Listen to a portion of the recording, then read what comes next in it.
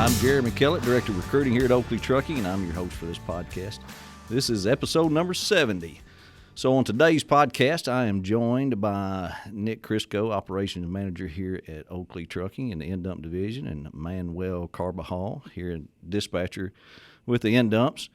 And we're going to visit with these guys a little bit and get some insight on what's happening in operations and in dispatch on the end dump division. I think it's going to be great to hear from them some of the things that maybe you didn't know, that you always wondered how it happened and how we put these things together. And these guys have the inside scoop on that. So we're going to get with them here in just a little bit.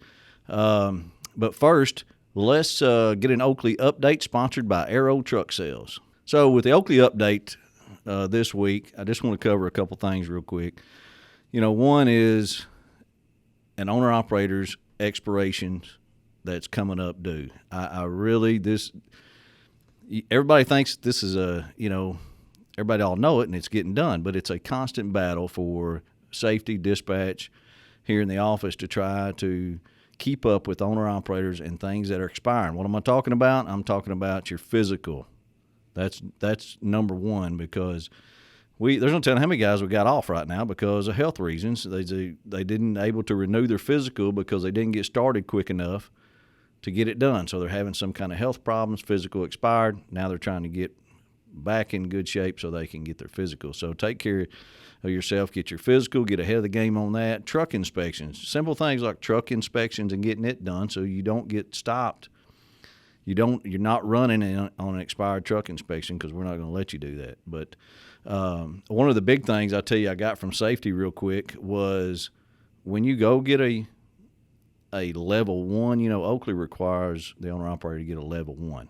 This is in addition to your annual truck inspection. So what's been happening that I'm hearing from safety is that when an owner-operator of ours goes and it's time for a level one, dispatch may tell him, hey, I need you to get a level one. Well, he goes into the facility, and he gives them the wrong form and gets a annual inspection instead of a level one. Well, level one, we have our own form that has to be filled out. And that's the problem that we're having is they're giving them the wrong form. So if you don't have a level one form to get filled out, you need to contact safety department and get you one ASAP and make sure you give the right form to the guy to get the inspection. So, but take care of all your paperwork and expirations that's going on. It makes a big difference in here, makes a big difference with us if you keep up with your own stuff. We sure would appreciate it. I'd like to acknowledge one of our owner-operators that's been working here 19 years, Mr. Rudy Tovar from El Paso, Texas, truck number 9066. Just a fantastic guy that's worked with us for 19 years. That's a long time. He's done a great job for us. He drives a 2006 KW, a W900, which he's had for a while. Super big 49er fan for whatever reason. I'm not sure, Rudy. But I know Manuel's dispatched him for a long time, too. Pretty good guy, isn't he, Manuel? Yes, sir, yep. He's definitely an asset to the company. Rudy, we just want to say congratulations, and we appreciate you here at Oakley Trucking. Let's take a quick break and talk about Aero Truck Sales.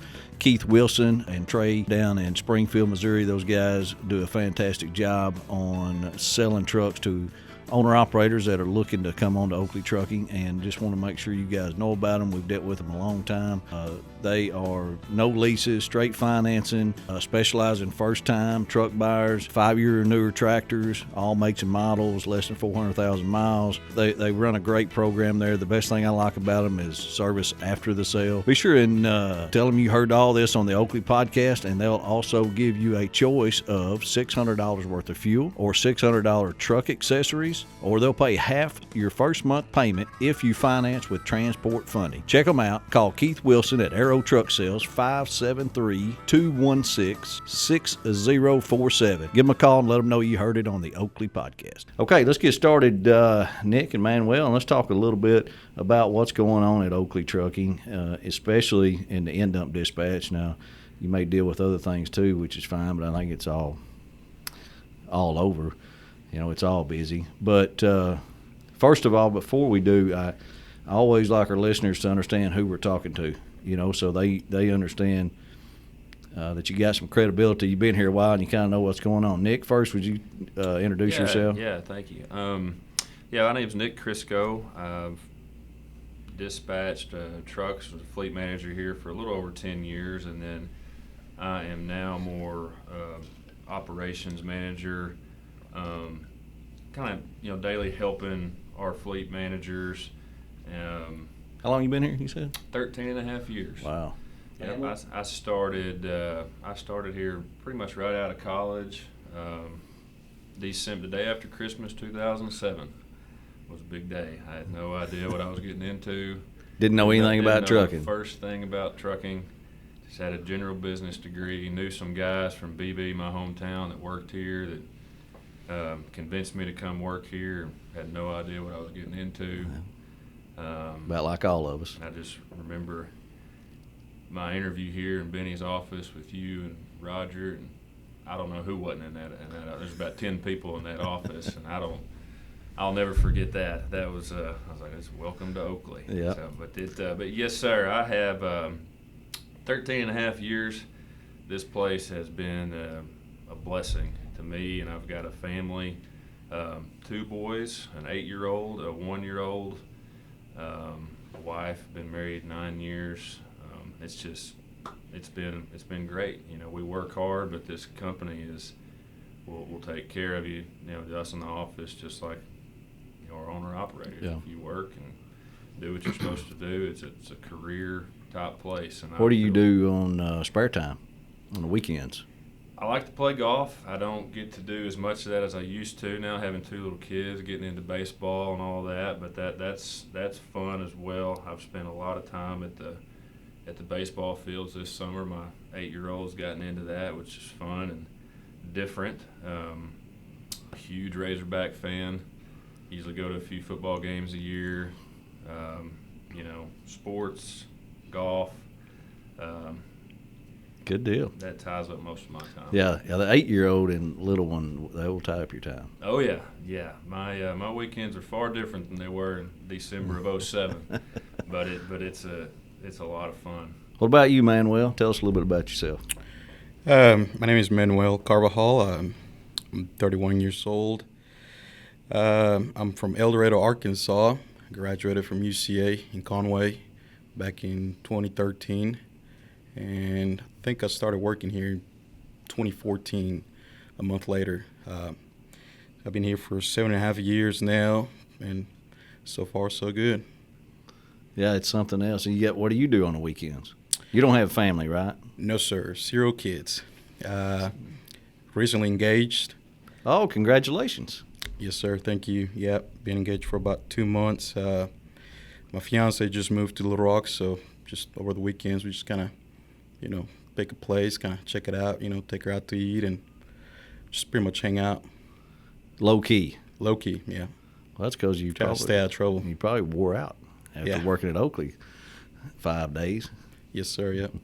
Tell us a little bit, how the day goes. I think a lot of our listeners just kind of like to know, when you come in the morning, what's going on? What's priority? Nick, what's priority when you come in the morning? Well, generally, every morning we've got something that has gone wrong the night before, something unforeseen, breakdowns, delays, blown tires, whatever it may be, So that generally, our fleet managers will get communicating that, and we're all trying to put out fires, to do what we can to take care of that. Notify customers if we can't, notify them of delays. That's generally how we're conditioned in here. That's why it's very important for guys to let us know as soon as they know if and when something goes wrong. People understand that things are going to happen, but they don't understand us not letting them know. That's a pretty common phrase that we kind of deal with in operations every day is people understand that things are going to happen. They don't understand us not letting them know about it. So that's usually the first thing every day is we've got a group text, a group thread that goes on, feels like about 24/7 with all the fleet managers and, such and such broke down, such and such is still sitting in Atlanta, you name it. So we come in, we try to put those fires out, call the customers, and then we. Why is that so important? Well, Oakley has I mean, that's what we're known for is our service. You know, I mean, when I started here, I think we had right at 400 trucks, and you know, we've more than doubled that. And it's because, you know, you talk to these customers every day. I mean, it's because we are good at that. You know, it's not anything that's super complex. It's just that we pride ourselves on doing what we say we're going to do, and when things go wrong, letting people know about it. Pretty simple stuff, but it takes the guy that's out there dealing with the problem, the guy, you know, us here in the office. There's a lot of moving parts. You know, it's just. Well, it's easy to ignore problems. Yeah. I mean, you think they'll go away. It's human nature to, you know, obviously generally you're not just super excited about dealing with problems, you know, but that's kind of what we're doing in here all day. Right. You know, so but, you know, we've got to know about it. And a lot of guys, you know, it's also a human nature to not want to feel like they're letting somebody down or to call in here and tell us about a problem. You know, we understand that too, but I mean, a lot of stuff, you know, we still have to know about it, you know, because that's how we've grown, and these people understand that. Manuel, you dispatch how many trucks roundabout? I think 52. Is that a pretty good handful? I mean, It is. That's pretty. Takes a lot of time to do that, doesn't it? Yes, sir. It's a full-time job, that's for sure. Are you able to communicate with your drivers pretty good? I mean, you're talking 52 a day. I mean, you talk to every one of them every day, right? Yes. Mm-hmm. Yeah, it's, you know, it's a bit of a challenge, but, you know, we get it done. And a lot of these guys, they're told to check in with us, you know, between 7 and 9, which it makes a whole lot of difference knowing where, you know, your assets are at, you know, so that you can plan accordingly throughout the day. And, you know, if you have a guy on a plan, you can make sure that plan is, you know, still good from the night before. Or, you know, if you don't have a guy on a plan, you can kind of be on the alert to, if you hear somebody like Nick say, hey, man, you have a guy in Dallas, or, you know, we got some loads in Dallas, we can, you know. And that's why it's important to hear from your guys, right? Every morning, so you know you can take advantage of those loads that are being hollered at. Yeah, are coming in. Well, I know, you know, 52s a lot of people deal with. Used to be. I guess the Qualcomms have made it easier, hasn't it, guys? It has, and 52 is a lot. He's got, I mean, very busy all day, and the Qualcomm has helped, but it still is very important to talk to the guys on the phone and to hear from guys, you know, because we can look on the Qualcomm and see where a guy's at or even what his hours are when he started, but we still don't know what's going on a lot of times, especially that's why, you know, he may be feeling sick, he may, you know, have a breakdown or waiting to get an air leak fixed. I mean, you know, you name it. We still need to hear from guys on the phone in the mornings. I think that's Oakley going a step further than a lot of companies. We want to hear from that guy so we can give clear information to the customer, right? Absolutely, yeah. I mean, you know, pre-Qualcomm days, it was always 7 to 9, and we still need to be doing that. You know, I know a lot of guys do, but the Qualcomm does help some of that, you know, and it's not intended to micromanage the guys on the road by any means. It's to do what he was just saying, you know, to try to the more we can know about what's going on out there, the better we can plan, the better we can, you know, stay ahead of the guys. It just makes everything work better. You can look on it just because you look and see a guy's in Dallas and he started at 8 o'clock. I mean, you don't know what he's dealing with until you talk to him. Right. You know, so we still want guys to call in the mornings. I do think that separates us a lot because it helps, you know, us here in the office. Manuel, how do you – didn't mean to cut you off. No, that's fine. Finish. Manuel, I was just sitting there thinking I'm still on the 52 trucks, but, you know, how do you handle everybody's different needs? I mean, different personalities, different needs, home needs, different ways of running. They all run different probably. I mean, how do you handle that? That's got to be a challenge. I think a lot of that has to do with, you know, these guys being around for a while, and, you know, they stick around and they get to know you. You get to know them. You know, I got guys that like to get up, you know, Larry McAvoy, he gets up at like 2 in the morning and he's already on the road. And I got some other guys that, they rather stay in, 7, 8 o'clock and start rolling. So it just kind of depends, I guess, who that guy is. You have to learn that, though, don't you? Yes, yeah. I think the one-on-one dispatch is, what separates us a little bit from other trucking companies, just because, I deal with this 50 guys 5 days a week, 7 days a week, whatever, instead of, me passing it to a different dispatcher, and that guy doesn't know, where the guy lives, or, how he operates, or, just details like that help a lot. That's why it's chaos when you go on vacation. Yeah. Yeah, some guys, sometimes they decide to take off with me. Yeah. Yeah. And that means a lot, because they got that one-on-one connection that they want to, they understand you, and they don't want to use anybody else. I mean, we've heard that for, years and years. Everybody's, worried about getting a new dispatcher and going to somebody different. But ultimately, with a growing company like we are, it's going to happen. That's just going to happen. I mean, you're going to have, you're going to be getting a new dispatcher at some point, just because that's the way growing pains work. That's the way it is. So, what's happening with the dump freight? Where's it all at? Where's your main lanes happening? I mean, what is going on? It seems to have exploded this year. It has. We're extremely busy in multiple different areas. I mean, we're having to steadily kind of manage the floodgates on the phone on what we're booking and telling people when we can do things. Got more than you can haul. Absolutely.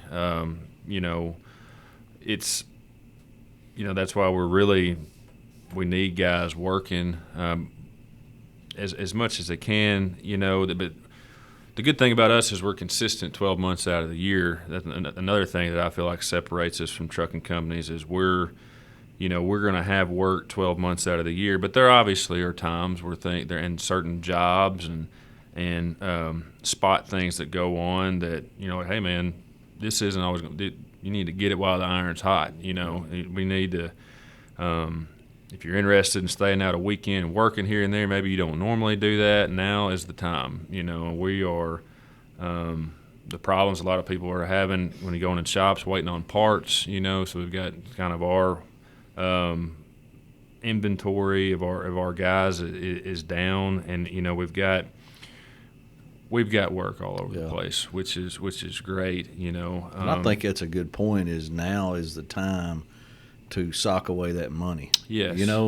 Hit that, even if it's a weekend a month or something, where you can make that extra $800,000 over a weekend and sock that away, man. I mean, that can come into play, just like you said, with getting parts. And we know we've had guys down, talked about that on the last podcast, guys being down for 3 weeks waiting on a part to come in. So, I mean, when the getting's good, I mean, I know ideally we want everybody to work all the time. Right?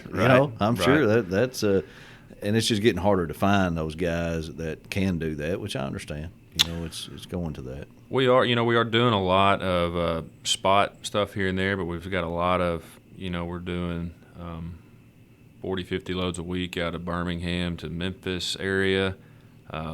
Still hauling clay out of Troop to Muskogee, 40, 50 loads a week. We've still got a lot of our steady stuff, but right now, striking while the iron hot and putting some extra money away, like you just said. I mean, now is the time. I mean, if you have any interest in staying out, maybe if you don't normally, it can be done right now. I assure you. Just you get a lot of with guys. Dispatcher. Do many of our guys stay out these days and work weekends? I guess. I mean, we got a lot of them that do, don't we? We do still have a lot. What about you? Yeah. I mean, every weekend, probably at least 15 to 20 of my guys will stay out and work the weekend. Some of those guys, they go home, stay out for 2-3 weeks and then go home. I have some guys that stay out for more than that. How long does old Rudy stay out? Right now, he's going home every other weekend. Okay. Out in El Paso. Yes, sir. Well, is it hard to get those guys home? I mean, Give us an example. I mean, you got guys live where? All over the country? All over Arizona, New Mexico, El Paso, Mississippi. I have a bunch of Mississippi guys, which are like by far probably like my favorites, just because how easy it is for them to get home and get out of the house a lot of times. So yeah, makes it a little bit easier getting those guys home. Yes, sir. Do y'all normally load a guy home, or do they go home empty? We try to. I mean, I think that makes a hell of a difference, as far as what their paycheck is going to look like the following week. Just keep them loaded the most we can. We definitely try to load them through the house, unless they just have something going on that they can't, and that's fine too. But it definitely helps. It helps pick up another load for a customer. That too, and you can certainly tell over time.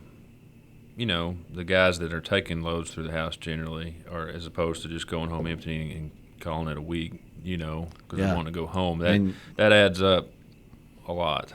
Yeah, because then you're starting out at the house Monday. I mean, I guess you're utilizing that guy just as much, but I know I've told this before when I was dispatching, if you were at the house Monday, you were probably the last one on my list.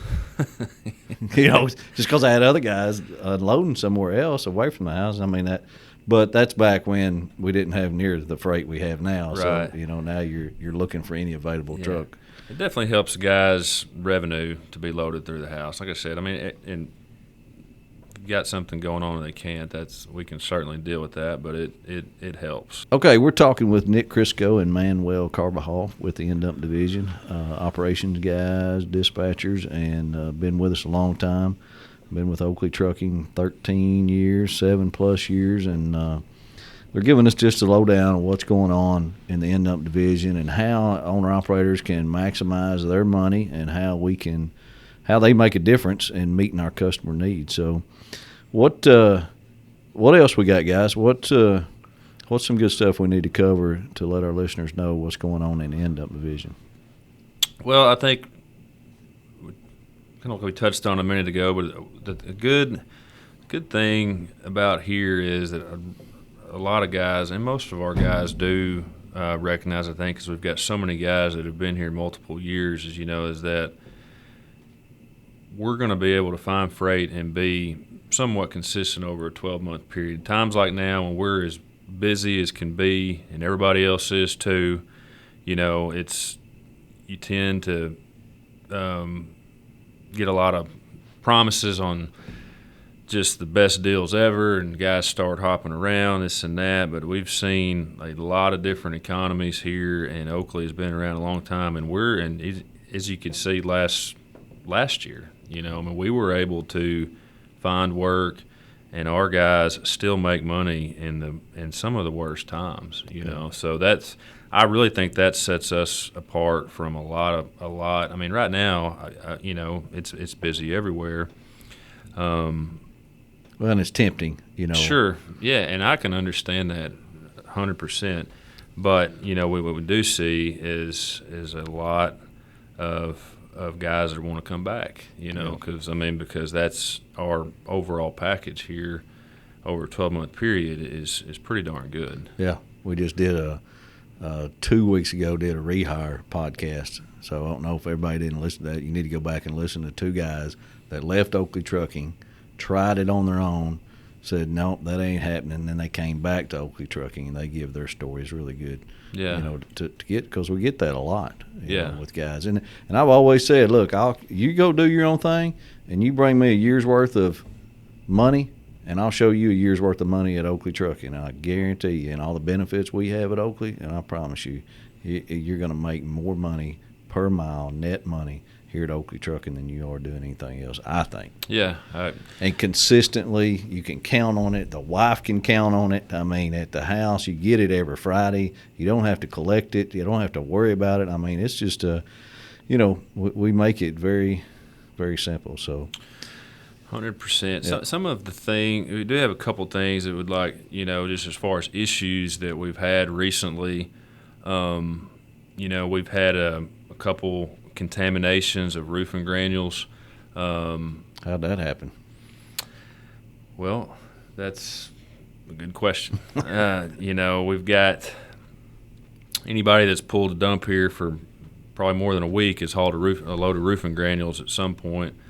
I'm not saying this to be negative or anything like that, because we do most loads right. But wanted to highlight that we have had a couple loads of granules wet the last couple weeks. Those can be very expensive for the guy involved and us, depending on, it's just we wanted to, if you're having any sort of problem with your trailer, the tarp, and you don't feel 100% confident about keeping your load dry, tell us, tell your dispatcher, don't haul the load. We'd rather tell the customer we can't pick up their load because we can't do it right than take any sort of chance. And they would rather us do that too. We've also had an issue. We had a trailer turnover earlier. This past week. Earlier this past week, and then after doing some investigating, the guy had set his tractor brakes and released his trailer brakes. Big no-no. Complete opposite, of what we're supposed to be doing. So, it's just paying attention to details. And you get doing the same job every day, you can really lax on some things. And it's easy to do that. But you're not just responsible for yourself, but you're responsible for who's loading that trailer and where you're dumping it at. And it's I've always told our owner-operators they got a lot of responsibility when they lease on here, and we expect a lot out of them. We really do. And it's just paying attention to those details and communicating with us, and how we can prevent, even if we do most loads right, man, they just always remember that one wrong load, and they want to throw it up in your face every time, when you do something wrong about it. And it's very frustrating for us, to deal with customers that way. I know it's got to be. And like I said, we do a ton right. Was even going to talk a little bit about, maybe those guys, checking their trailer around the tailgate. A lot of times these guys, we coach them, tell them if you're running through a bunch of rain, to before you go in, pull off a truck stop a couple miles down the road, check around your tailgate,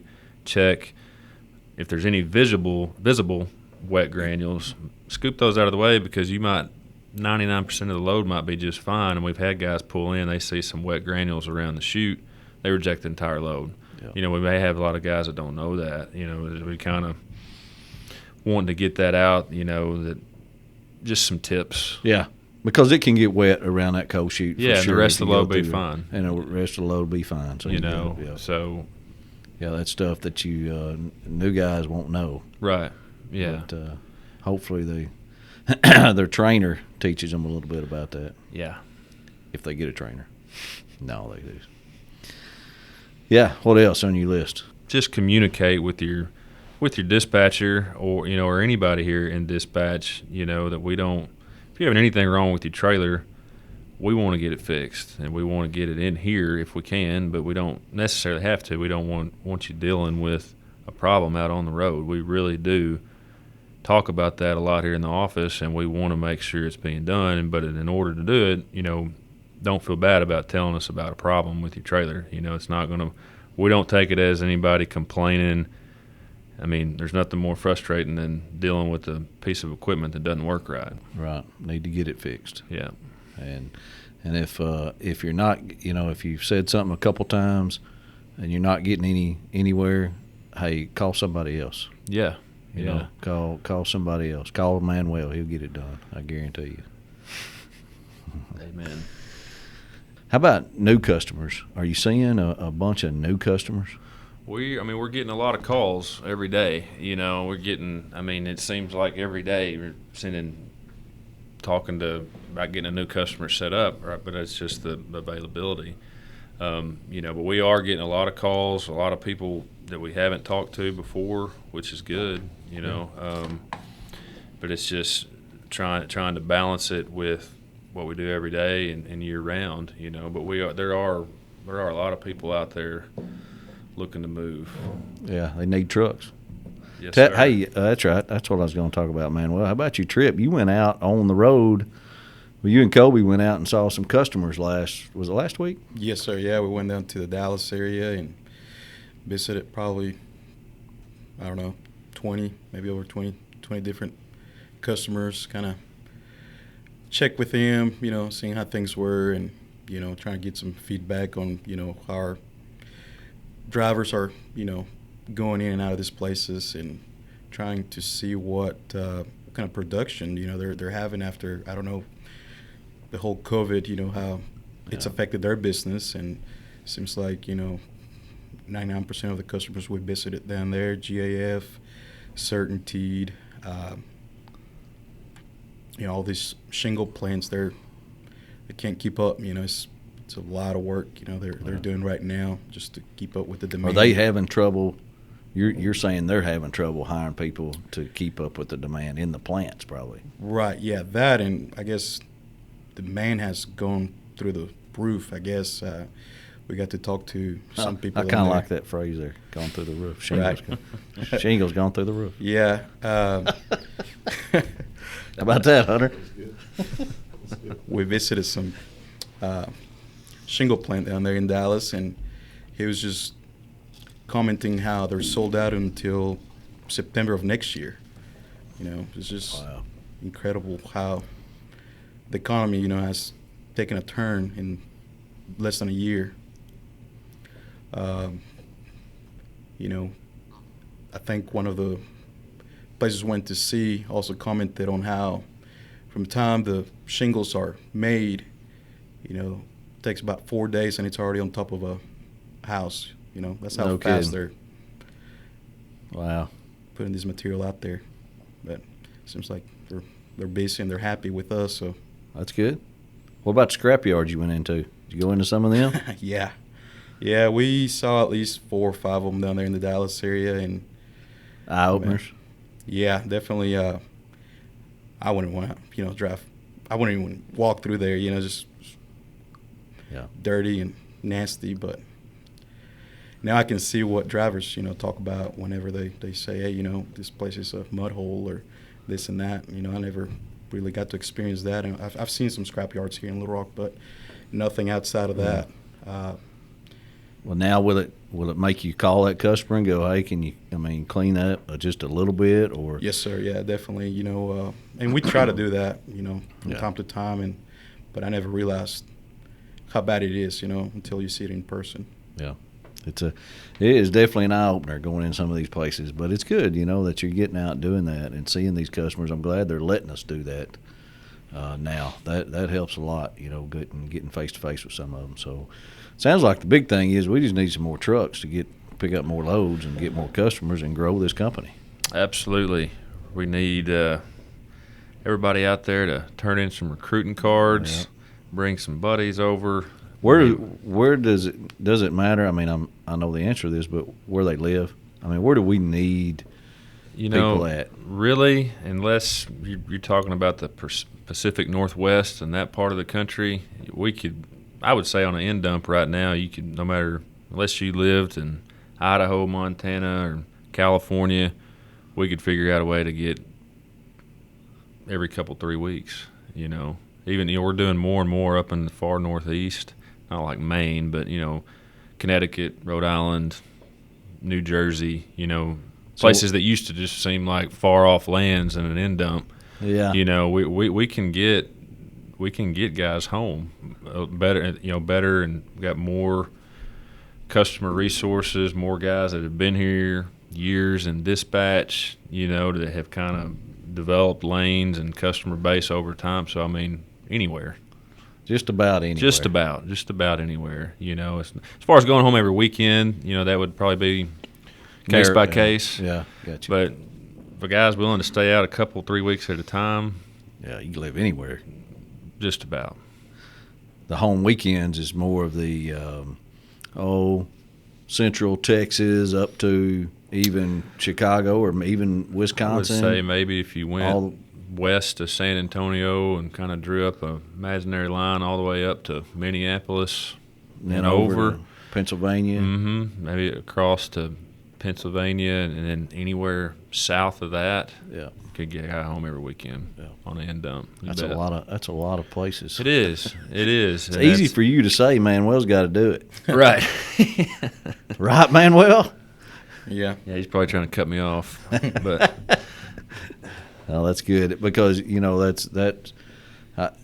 man, doing that takes some coordination and communication to be able to get a guy out and run him, because this is not an out and back deal like a lot of companies. It's you load out of here and we find you a backhaul.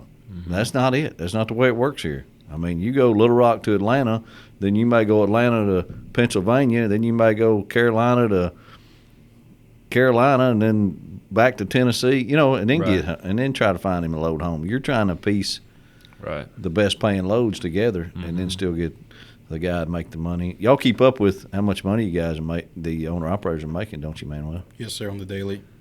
Daily. Mm-hmm.